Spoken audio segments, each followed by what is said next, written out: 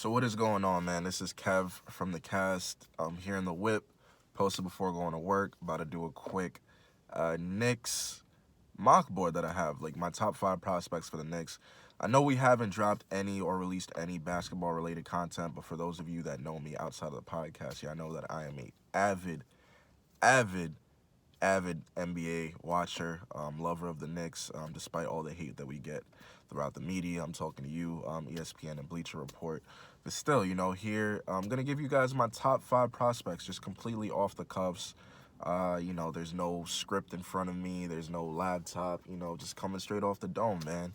But just gonna let you guys know that eventually, me and Chris and maybe Zach are gonna get in the studio to discuss, just the trade market and everything that's been going on in that facet of the NBA, as well as the draft. And later tonight, you're probably gonna see me in the same fit in the studio recording my reaction to the lottery, as well as my takes.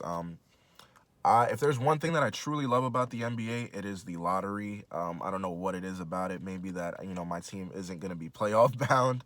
That makes me really love the lottery. Ever since the Knicks started getting draft picks, I've been really taking the lottery serious.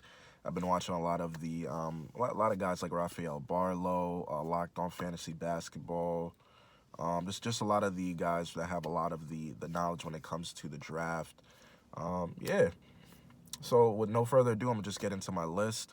But just letting you guys know that you guys can be expecting us to have some NBA talk coming in the future. It's gonna be me and Chris. What I'm thinking about is mostly having, just multiple different people that we know come on for the show and give their basketball takes as well as us, so we can diversify it. I don't want it to be strictly just Knicks talk, or that's why I want it to be more NBA based, and I just want to just have discourse regarding basketball with a couple of my homies that that I already love talking basketball with on a regular basis. But I'm gonna get into my mock board right now. So there's 5 players that I'm watching on my radar for the 8th pick for the Knicks. I'm keeping in mind if there's an 8th pick or if the Knicks are in a trade back scenario too, with a couple of guys here, maybe 2 of them. But the primary guy that I would love for the Knicks to have right now is Killian Hayes. He is the French point guard who played for Ulm in Germany, I believe. 6'5". I think he has I don't know these metrics offhand, but I think he has maybe like a 6'7" wingspan of some sort, or 6'7" or larger. I couldn't tell you. The big facet of his game that we would like to have is the fact that he is a playmaker. I understand that everyone that talks, 2020 draft, they're fascinated with LaMelo Ball because he's such an amazing passer. But there's a lot of, instances in LaMelo's ball game which is a little bit shaky, whether it be his shot, his defense. Killian Hayes, granted, his three-point percentage wasn't extremely high. I think he was shooting 29%. He's shown strides in that direction. He's not really a catch-and-shoot shooter, but he's more of a creation shooter. He has a silky smooth handle. And on top of that, he's a decent passer. He could play in the pick and roll very well, which I think are, important things for the Knicks. Look at this guy in the video. But, which are, important things for the Knicks. And this is kind of just exactly what we need. We need somebody that could start up the point guard, that could just, the point guard search has been, if any Knicks fan know, that the point guard search has been going on forever now. But some weaknesses in Killian Hayes' game is Killian Hayes is not a super explosive athlete. He's more so a skill player, which I don't have an issue with. Mostly me, I would prefer to go with more skilled players rather than going for the athletic freak that has no semblance of a game, period. Killian Hayes has all the tools already. He's just not explosive. Like, he's not going to be, jumping out the gym. He doesn't have like a crazy burst. He's more of a break you down, crafty kind of player, which I don't mind at the point guard position. I would much rather have the prospect that has the skill. The other thing about Killian Hayes that might be a bit of an issue in his game, I wouldn't say like he's a bad defender, but he's not like an amazing defender. He does have the tangibles in terms of his wingspan, his height, to be a good defender that could switch on a 1 or a 2 max, but I don't really see him being able to guard a 3 or a 4. But he has a little bit of positional switchability. He has, and another concern about him is, being that he can't really shoot off the catch. Will he be able to play off the ball? who really knows? But I think that if the Knicks were to get lucky and, land a Killian Hayes at number 8, that would be more than ideal for us. I would be more than happy. I'd be jumping out of my bed. But yeah. So the second guy that I have for the Knicks on my big board for the Knicks, just top 5 prospects that I would like for the Knicks to pick at 8, or, if they were to trade back in the lottery to get, would be a Tyrese Maxey. Tyrese Maxey, I know everyone's like, yo, he is the Donovan Mitchell of the draft. I mean, skill set wise, I do not liken him to a Donovan Mitchell. I more so see a CJ McCollum skill type from him. He isn't an explosive athlete like Donovan Mitchell is. Donovan Mitchell, come on, man. Donovan Mitchell has one of the craziest first steps in the NBA. He's super athletic. He's jumping out of the gym.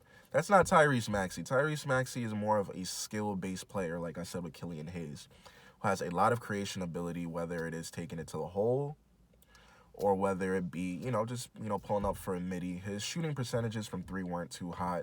He was shooting like 28%. But to keep in account, his free throw percentage was like 83%, which shows that he is a true shooter. He has been working on his jump shot, and if you guys seen his workout videos with Anthony Edwards, with them two in the gym, you can see that his form isn't really off of his face anymore. Like, he has a little bit more, he has a little bit more, his elbows pushing up a little bit more. So Tyrese Maxey is definitely a guy that I'm looking at. The thing about him is you don't know what he really is because he was playing off the ball. Is he a 2 guard? Is he a 1 guard? What should I say? He's more so in that CJ McCollum vein. He's a guy that we don't know what his creation ability really is at because, on Kentucky, I think they had, Emmanuel Quickly. They had another guard also that was kind of taking up a lot of that, time for him to be the on-ball presence. So he was mostly scoring off-ball, but he has a really, really nice NBA physique. Like, he comes in, he has an NBA-ready body already. The guy's really strong. I could see him bodying up a couple of people. I think that he could literally, absolutely mush the fuck out of Kevin Knox, if we're being honest, like, already.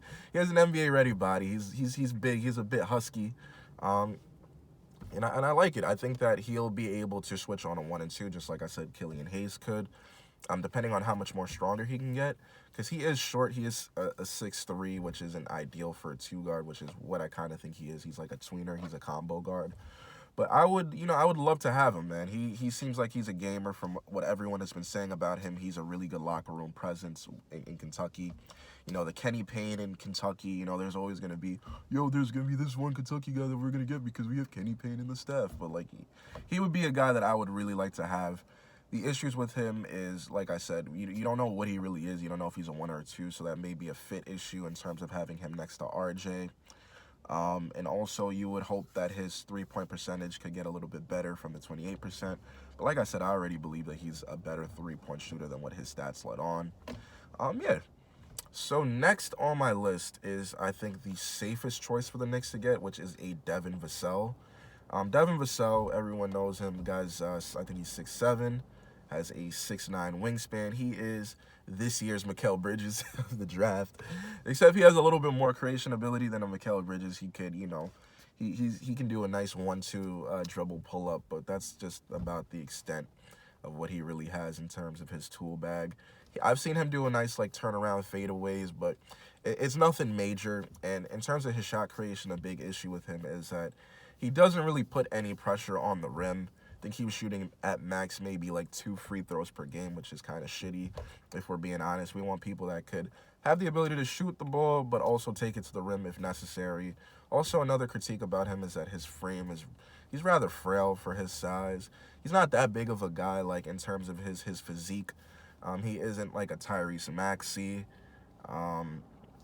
If he is going to be, at that wing spot, you're going to want to have him guard, maybe a 2 or maybe a 3. But physique-wise, I don't think he could really hold any 3s right now at his current size. And physique-wise, I mean, he could guard a couple of 2s, but if you're dealing with a bulkier 2, I think he'll be able to get mushed out the way. Like, if I'm being honest, like a Tyrese Maxey, with a full head of steam coming at him, that's a body on Vassell. I don't think Vassell could really guard that. But as a defender, he's a really good defender. He was more so doing freelance defense where he was kind of just, picking passes and so on and so forth.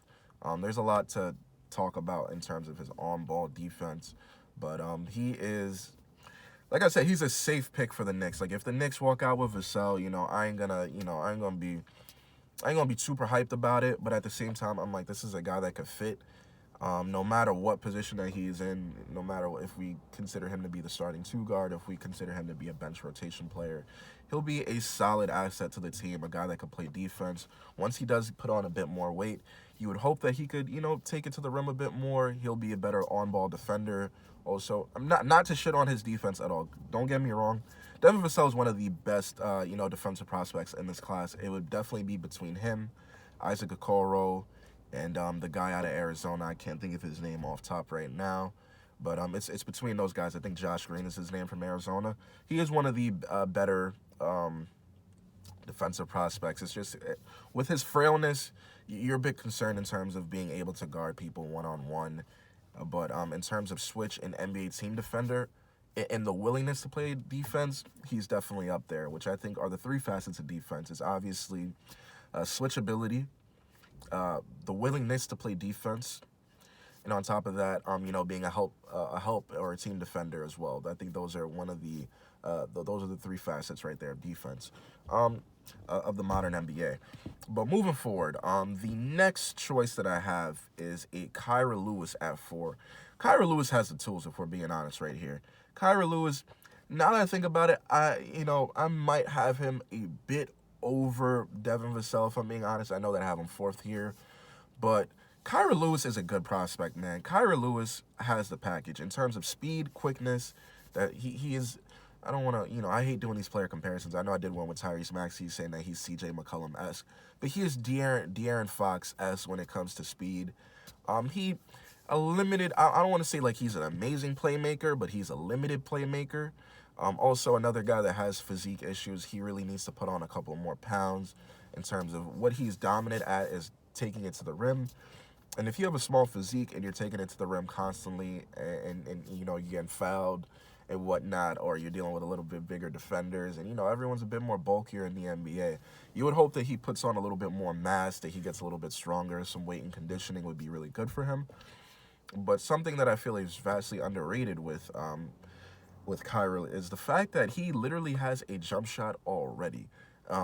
There's a lot of prospects that come into the NBA where like these guys are super athletic, whether it be a John Wall type or Russell Westbrook type, or I'm gonna just say this for the side note: stop talking about this Russell Westbrook to the Knicks guys. Stop it, bro. Stop it.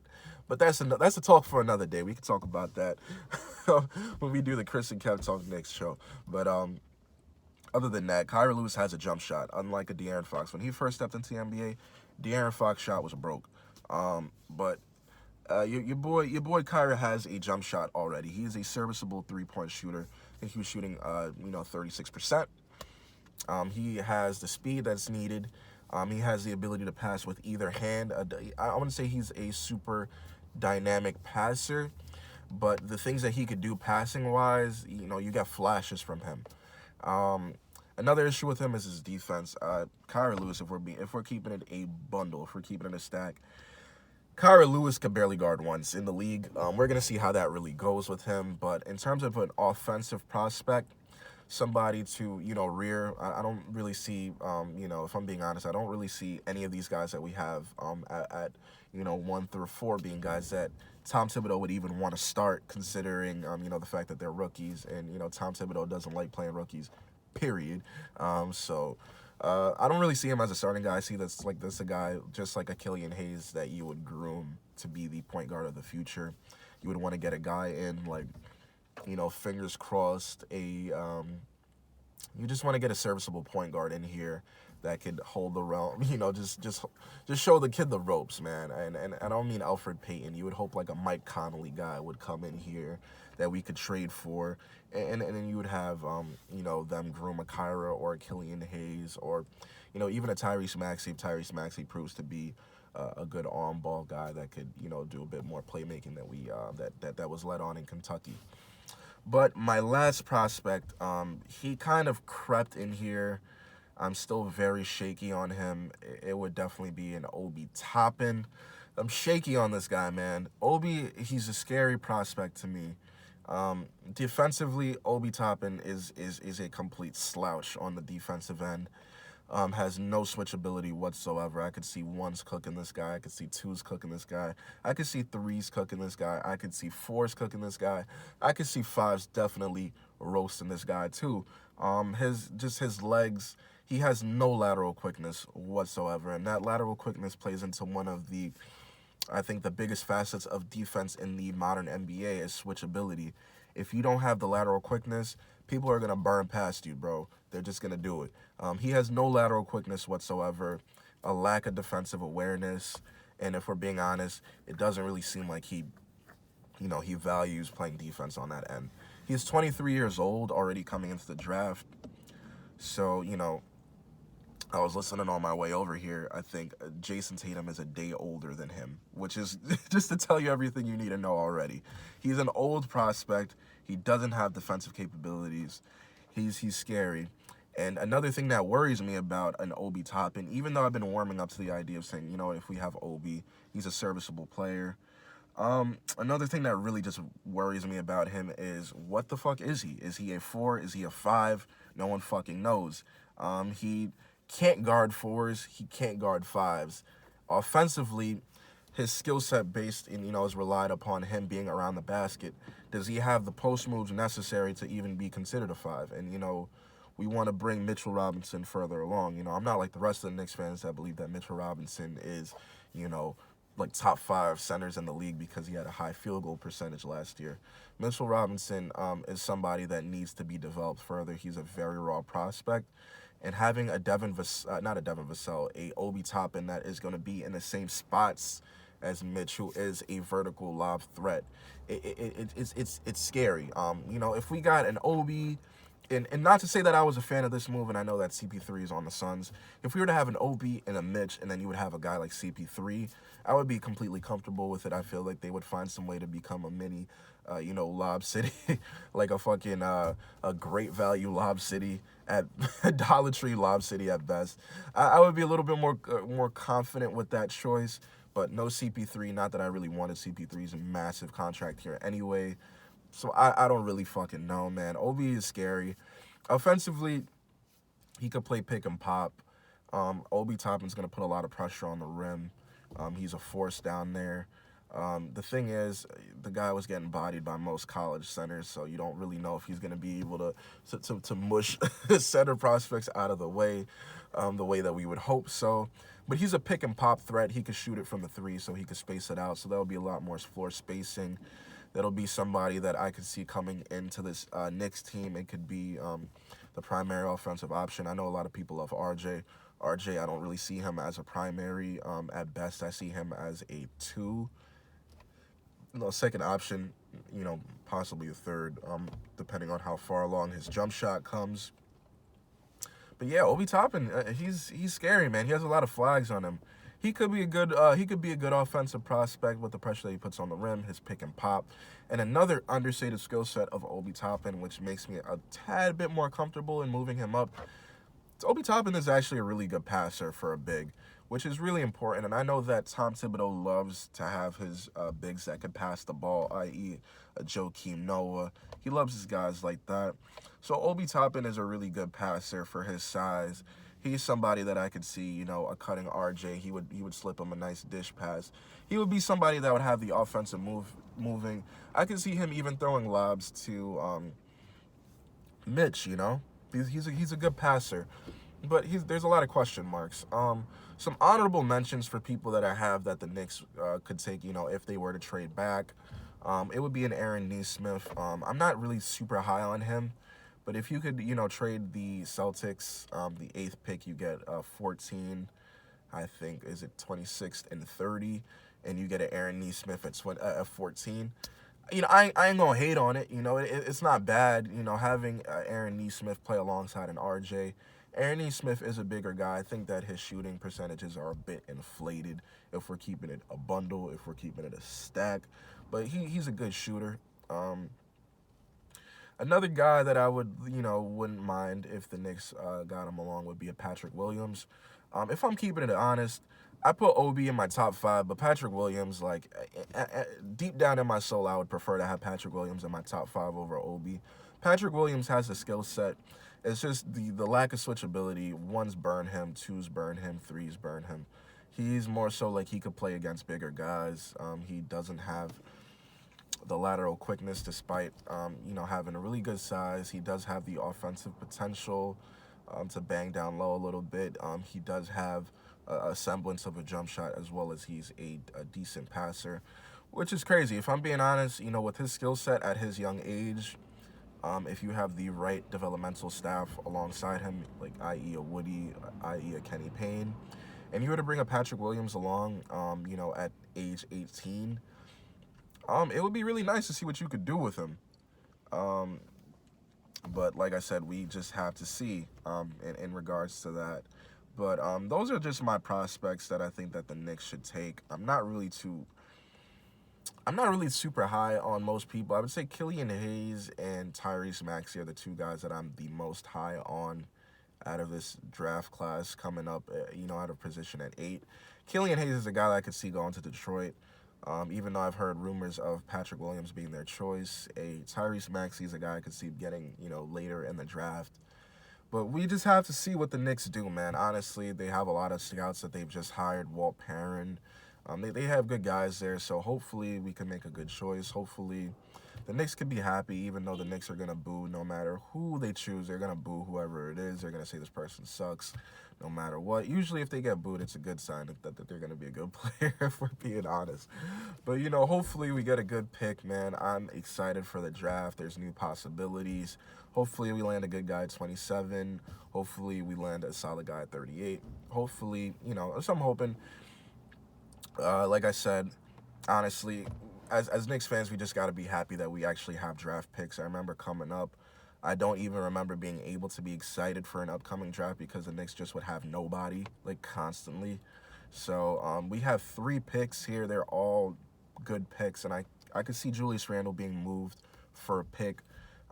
Even though that there's internally there's people that, they like DSJ. I could see him being moved for a pick. There's possibilities with the expiring contracts that we have for Elfrid Payton, for Bobby Portis. To one of those guys to be moved for a pick too. I would just hope that they would keep Reggie Bullock since he's a good shooter. But these are my thoughts on the upcoming NBA draft. This is my big board for the Knicks. Top 5 guys that I would prefer them to have. Honestly, I'm probably going to kick Obi out. I put Patrick Williams as my top 5. Obi could be honorable mention. Although I wouldn't be mad at an Obi pick, if I'm being honest. I wouldn't be too mad at it. My concluding thoughts are, no Halliburton, no Okoro, man, and then we should be good. But, this is Kev from the cast, man. I hope y'all enjoyed. A lot more Knicks content, a lot more NBA content to come. I'm a knowledgeable guy when it comes to this NBA stuff. I might as well start recording and let you guys know my thoughts. So hopefully I have a really good day. Damn, I'm about to go to work soon. I ain't too excited, man. I just want this day to go by fast so I can pull up to the studio, be posted up with my food, watch this lottery, and watch the rest of the draft as well. I'm probably going to start recording after the Knicks make the 38th pick. I don't know, maybe not 38th because I'm trying to get my ass home. I'm not trying to be exact all day. But, after the lottery, I'm probably going to record my takes on the lottery and just give my opinion. So if y'all like these, man, drop likes. Let me know that y'all fuck with it. I'm really big fan of everything that's going on. Holy shit. Golden State is discussing sending the number 2 pick for the number 4 pick in Wendell Carter Jr. Moves being fucking made as we speak, man. Wendell Carter's a good fucking player, man. I don't think the Bulls should let go of a guy like that. But if they want to take a bum-ass James Wiseman, I'm sorry, he's not a bum-ass, but you know what I'm saying. Do what you got to do. This is Kev signing out. Peace.